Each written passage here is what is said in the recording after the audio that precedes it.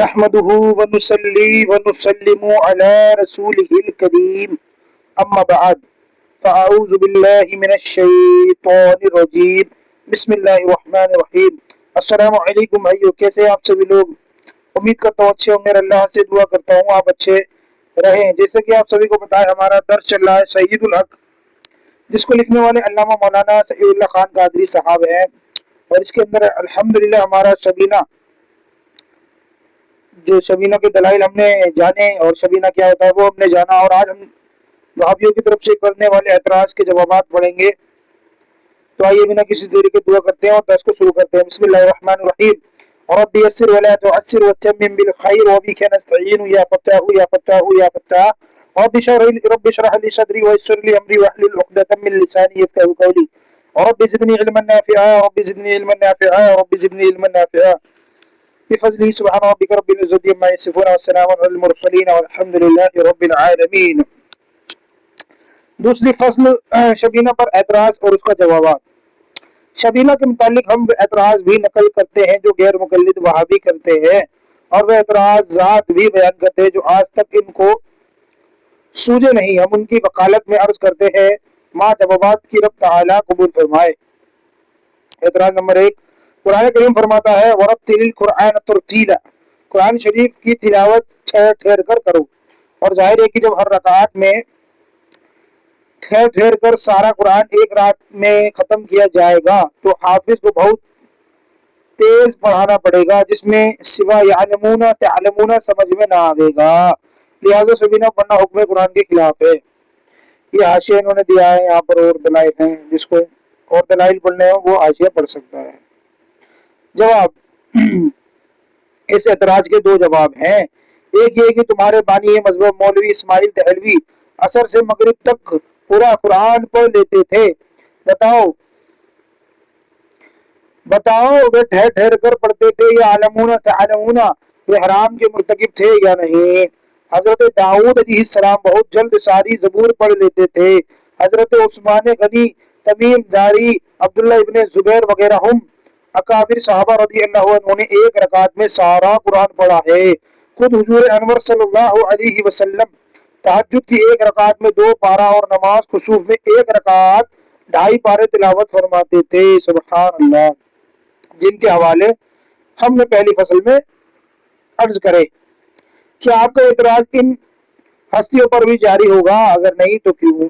دوسرا جواب یہ ہے کہ رب تعالیٰ نے بعض کو قوت لسانی ایسی بخشی ہے کہ وہ بہت تیز پڑھ کر بھی صاف اور واضح پڑھ سکتے ہیں۔ سبحان اللہ، بعض میں یہ قوت نہیں، وہ اگر تیز پڑھے تو صرف یعلمون تعلمون بھی سمجھ میں آئے گا۔ سبینہ صرف پہلی قسم کی حفاظ پڑھے، دوسری قسم کے حفاظ اگر غز نہ پڑھے۔ اس آیت کریمہ کا یہ ہی منشا ہے۔ آیت کریمہ اپنی جگہ حق ہے، اور حضور صلی اللہ علیہ وسلم اور بزرگ صحابہ کرام کا عمل شریف جنہوں نے ایک رکعت میں بہت دراز تلاوت کی اپنی جگہ حق ہے۔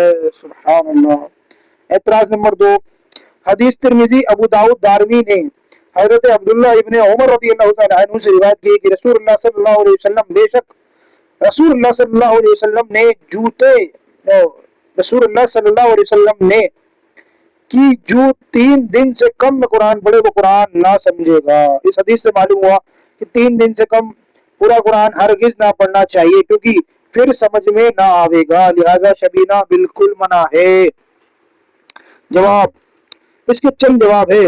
ایک یہ کہ حدیث تمہارے بھی خلاف ہے، تم تو 3 شب کا شبینہ بھی حرام کہتے ہو، اور اس حدیث میں اس کی اجازت آ گئی۔ دوسرا یہ کہ تمہارا پیشوا مولوی اسماعیل دہلوی عصر سے مغرب تک قرآن کریم ختم کر لیتے تھے، وہ بھی عزت میں آ جاتے ہیں۔ ان کی صفائی پیش کر دو، جو تمہارا جواب ہے وہی ہمارا جواب ہے۔ وہابیوں کو ایک ہی ان کے اکابر میں پھنسا دیا، لیکن آج کے وہابی تو اپنے اکابر کو بھی جوتے کی نوک پہ رکھتے ہیں۔ جیسے ایک وہابی نے دوران مناظرہ اپنے ہی اکابر کو جوتے کی نوک پہ رکھا، آپ ویڈیو دیکھ سکتے ہیں، نام میں اس کا نہیں لینا چاہ رہا۔ ان کا مناظرہ ہوا تھا وسیلے پر، ایک مفتی، نام یاد نہیں آ رہا مجھے، بہت فیمس مفتی ہیں وہ بھی، ان سے مناظرہ ہوا تھا وسیلے پہ۔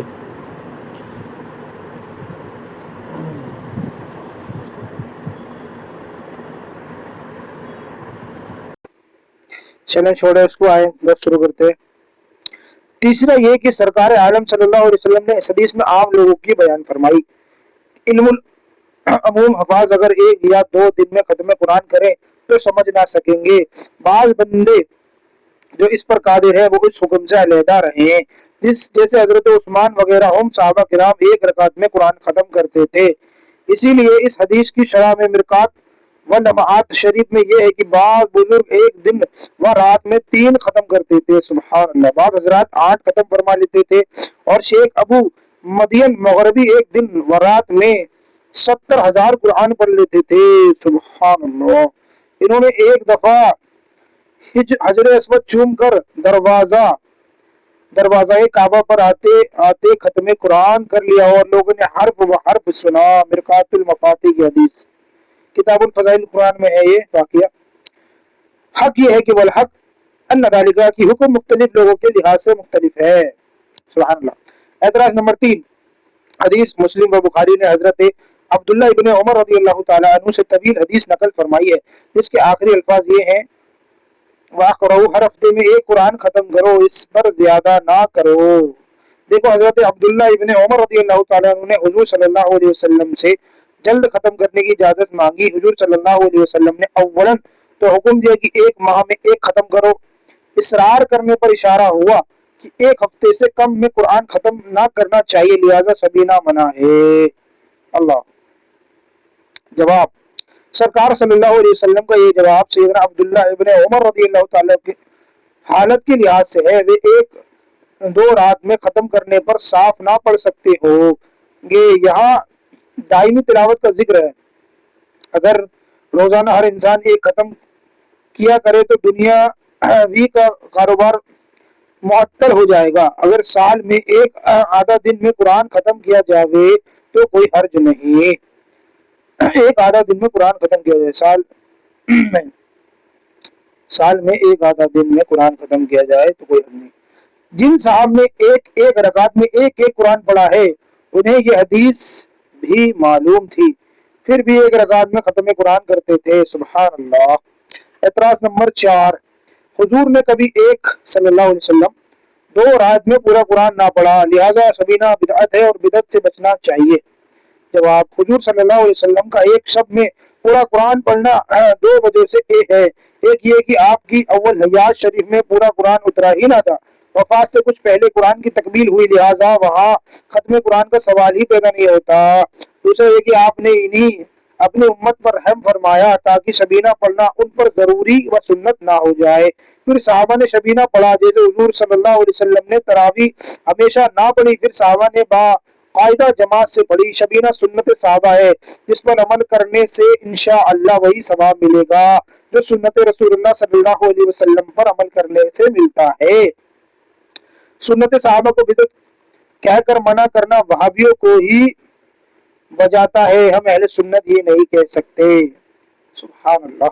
एतराज नंबर 5, आजकल शबीना का ये हाल है कि हाफिज तिलावत कर रहा है, मुक्तदियों में कोई सो रहा है या कोई औंख रहा है, कोई सुत पड़ा है, इसमें कुरान करीम की बेअदबी है, इसलिए शबीना बंद होना चाहिए। अच्छा जी। जवाब, ये महज झूठा इल्जाम है। शबीना में बाज लोग बाकायदा शबीना सुनने आते हैं, वे खड़े होकर खौफे शौक से सुनते हैं।